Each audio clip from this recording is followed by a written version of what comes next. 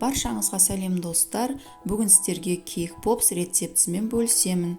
Кейк попс өте дәмді және тез дайындалатын десерттердің бірі. Бізге оны жасау үшін қажетті ингредиенттер жұмыртқа, қант, ұн, қопсытқыш және сгущенка керек. Барлығын видеоның астына жазып қоямын.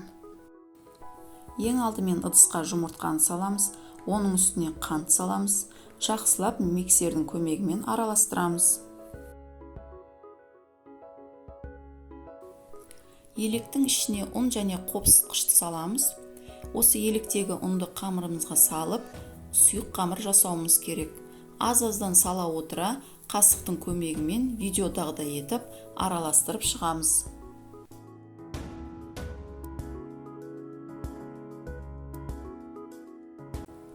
Бізде қамыр дайын. Енді осы қамырды қалаған көлемдегі формаға құямыз. 180 градуста 30-35 минутта пісіреміз. Міне бізде қамыр осылай пісіп шықты. Оны міндетті түрде суытып алуымыз қажет. Сосын осылай майда етіп, қолдың көмегімен үгітеміз, немесе блендердің көмегімен үгітіп аламыз.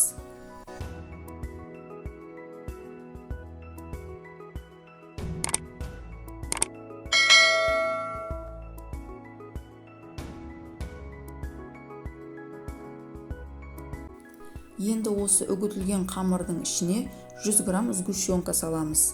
Егер қамырымыз құрғақ болып жатса, тағы 1-2 қасық көз мөлшермен сгущенка саламыз. Мен басында қасықпен араластырдым, сосын қолдың көмегімен араластырамыз. Ең бастысы қамырымыз сгущенканың көмегімен бір-біріне бірігуі қажет.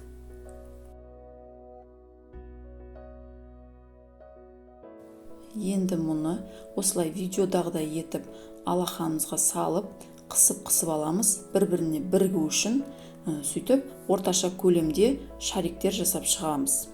Дөңгелете отырып, оларды ыдысқа орналастырамыз.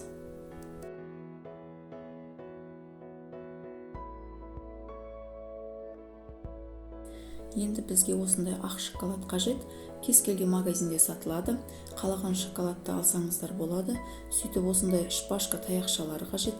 Және де кокос жаңқасы, кондитерлік бояу және кондитерлік посыпкалар қажет. Мен шоколадты ертіп алдым микроволновкада. Енді шпажканың ұшын еріген шоколадқа батырып, шариктерге түйрейміз.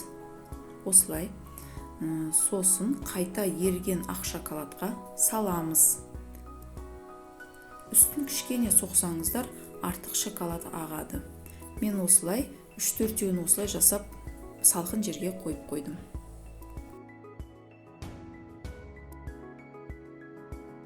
Енді шпажканың ұшын ерген шоколадқа батырып, қалған шариктерге түйреп алдын ала дайындап аламыз. Түйрелген шариктеріміздің шоколады қатқанша тоңазытқышқа 1-2 минутқа қойып аламыз. Егер стакандағы жаңағы ақ шоколадымыз қатып жатса, қайта микроволновкада немесе водяной баняда ертіп аламыз. Қатқан шариктерімізді тоңазытқыштан шығарамыз. Енді оны еріген шоколадқа саламыз. Осылай стаканға соғып алсаңыздар, артық шоколады ағады. Сөйтіп стаканға саламыз. Ең бастысы бір-біріне жабыспайтындай етіп орналастырамыз. Барлығын осылай ақ шоколадқа батырып шығамыз. Барлығын жасап болған соң тоңазытқышқа салып бірнеше минутқа ұстаймыз. Ең бастысы шоколадымыз қатуы қажет. Мен кейк попстарды әрқайсысын әртүрлі етіп әсемдеймін. Салқын жерге алдын ала қойған кейк попстарымды кокос жаңқасына аунатып алдым. Әсемдеу үшін кейк попстағы шоколадымыз қатты қатпау керек. Өйткені кокос жаңқасы және посыпкалар жабыспай қалады.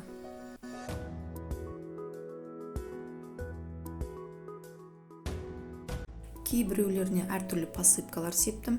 Мен жүрекше және түйіршіктелген түрлі түсті посыпкалар септім.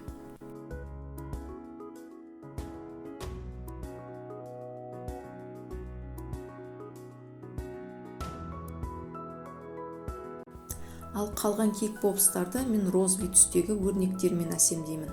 Ол үшін ертілген ақ шоколадқа бір тамшы кондитерлік бояуды тамызып, жақсылап араластырып аламын. Оны кондитер қапшығына салып, кейк попстарды осындай өрнектермен әсемдеймін. Бірақ кейк попстағы шоколадтың беті міндетті түрде қатуы керек.